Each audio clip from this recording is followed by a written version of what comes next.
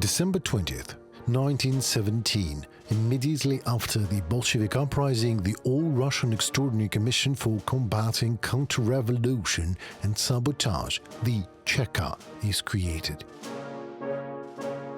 One of the leaders of the Bolshevik Party, Felix Dzerzhinsky, was appointed chairman. He outlined the main task of his department as follows. We are organized terror. Terror is absolutely necessary in the conditions of revolutionary times. We terrorize the enemies of the Soviet power in order to eliminate crimes to the root.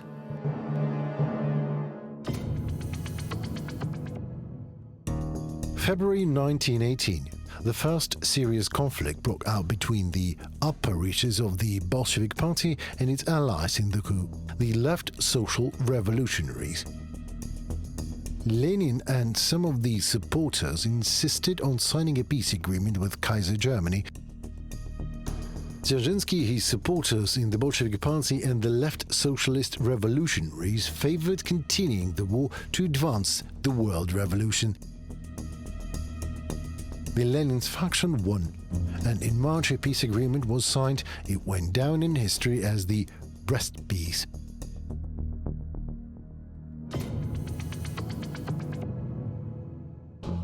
July 6, 1918. In Moscow, Cheka members assassinate the German ambassador Wilhelm von Mirbach in order to disrupt the peace agreement. On August 30th, there was an assassination attempt on Lenin himself. According to historian Yuri Felshtinsky, the head of the Cheka, Dzerzhinsky, was the man behind these special operations. We know this assassination attempt as the one by Fanny Kaplan. In fact, the assassination attempt on Lenin was organized again by two members of the Cheka. Yes, that is Dzerzhinsky's secret service. Konopleva and Semyonov, as was openly stated at the first trial of the Socialist Revolutionary Party in 1922.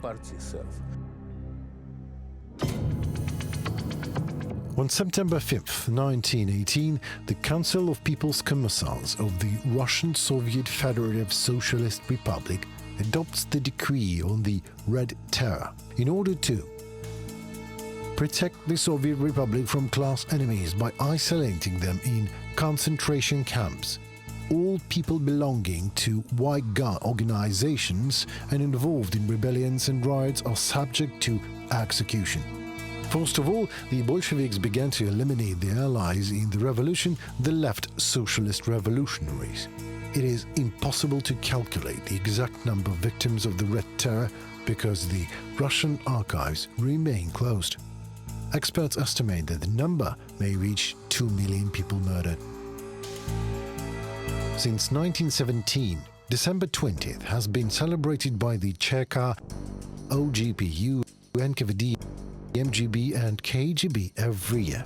And nowadays, the FSB celebrates this date. It's the Chekist Day.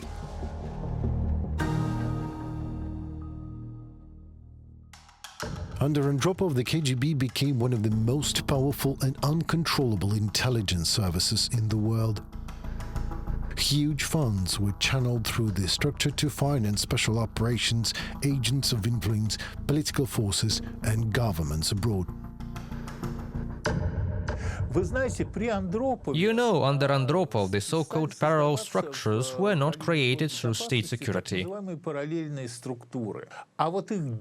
But their actions, activities, foreign activities, they were outside the KGB budget, outside the budget of the Soviet Union.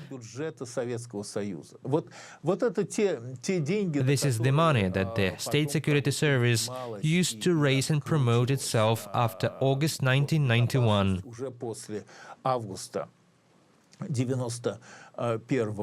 Безумовно, за Андропова. Of course, under Andropov, the role of KGB increased, but more than that, I would say that, in fact, the greatest victory over the Soviet state, over the party, over common sense. This greatest victory took place in 1979 under late Brezhnev, very late Brezhnev, when, in fact, the KGB persuaded dear Leonid Ilyich to send troops to Afghanistan.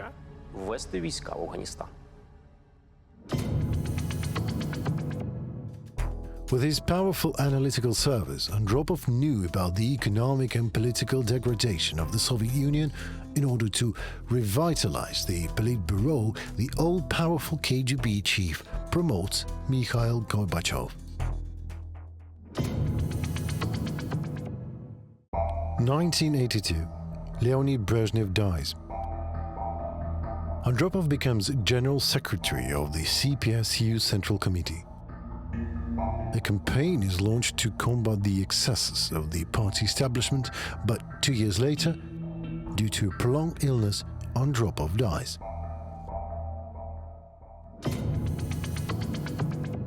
March 11, 1985. Mikhail Gorbachev becomes General Secretary of the CPSU Central Committee. The course for Perestroika is proclaimed. Gorbachev's policy of glasnost and democracy gives impetus to the rise of civic activism both in Moscow and in most Soviet republics.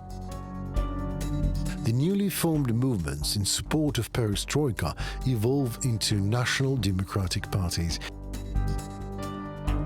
An independent press emerges. High-impact articles about the white spots in Soviet history are published. At this time, radical political structures controlled directly by the KGB also emerge.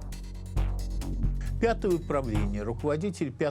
Fifth Directorate, the head of the Fifth Directorate, Philip Bobkov, the first deputy of Yuri Vladimirovich Andropov.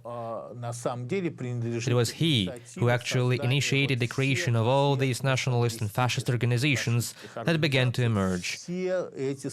Absolutely all of them, all of the structures, Vasilyev's organization, Pamять, Rogozin, Podberezkin, Zhirinovsky. Absolutely all of these people eventually became high-ranking state security agents.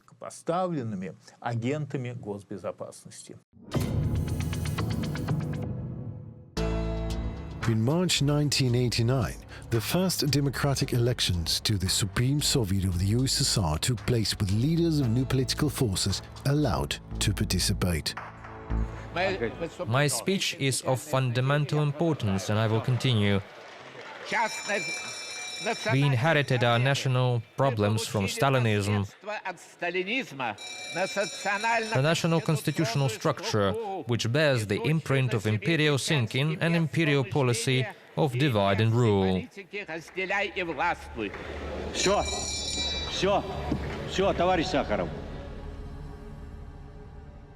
At that time, the KGB agencies of the Union and autonomous republics began purging the archives.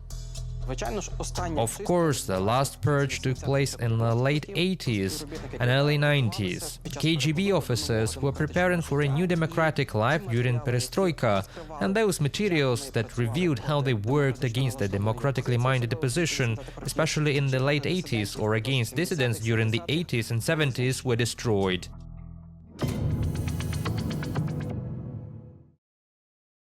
In March 1990, the Congress of People's Deputies of the USSR abolishes Article 6 of the Constitution, which provided for the leading role of the party in the country and elected Gorbachev to a new position, the President of the Soviet Union. A parade of sovereignties begins in the country. The parliaments of Lithuania, Latvia, Estonia and Georgia proclaimed the restoration of their independence.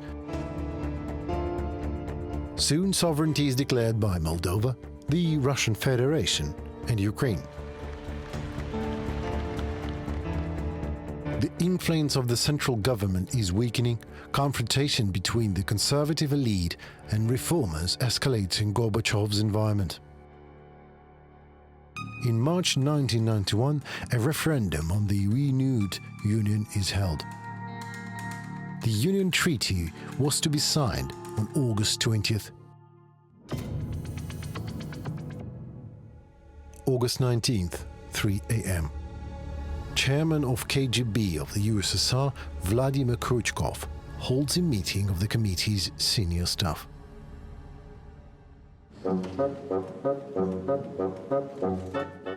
At 6 in the morning, all three channels of Soviet television began broadcasting the ballet Swan Lake.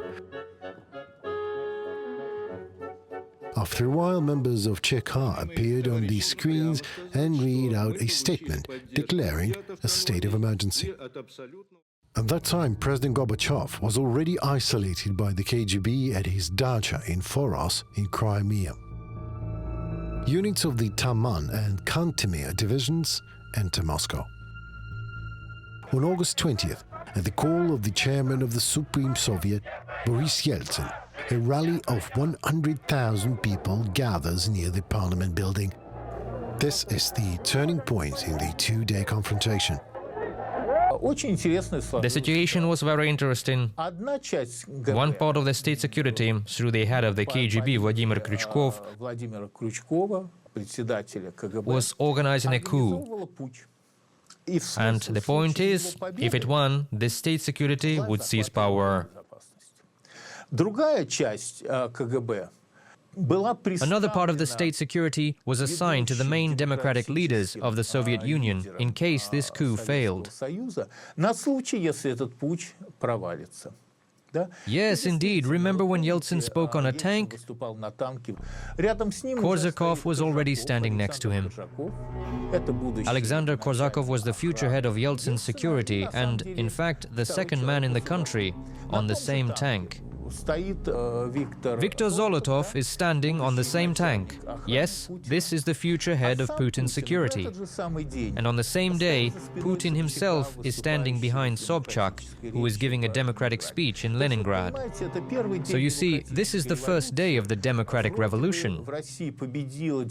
It's as if democracy has won in Russia, but the pieces on the chessboard are already all arranged in such a way that absolutely all Democrats are controlled by the high-ranking security officers who are attached to them.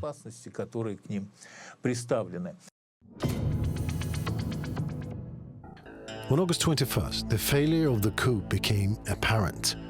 Defense Minister Dmitry Yazov orders a complete withdrawal of troops from Moscow. Minister of Internal Affairs Boris Pogo commits suicide. According to former KGB General Oleg Kalugin, documents are destroyed in the KGB directorates of the USSR.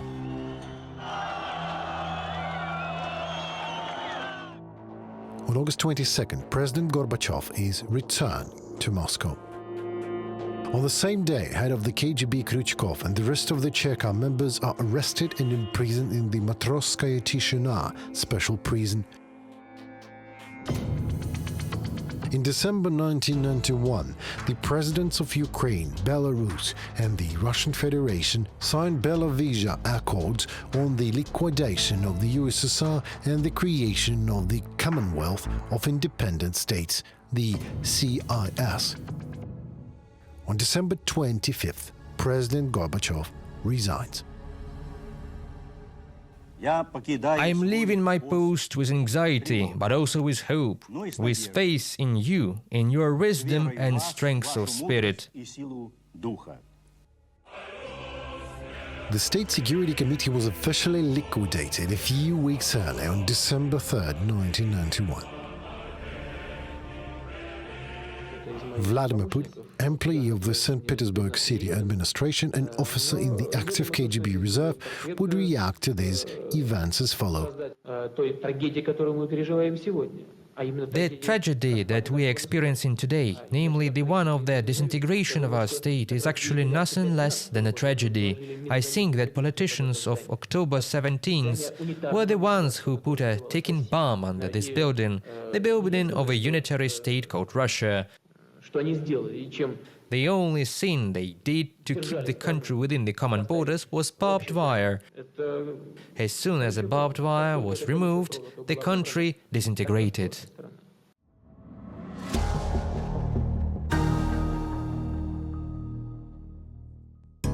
In 1922, Bolshevik leaders are discussing Stalin's plan to create the Union of Soviet Socialist Republics.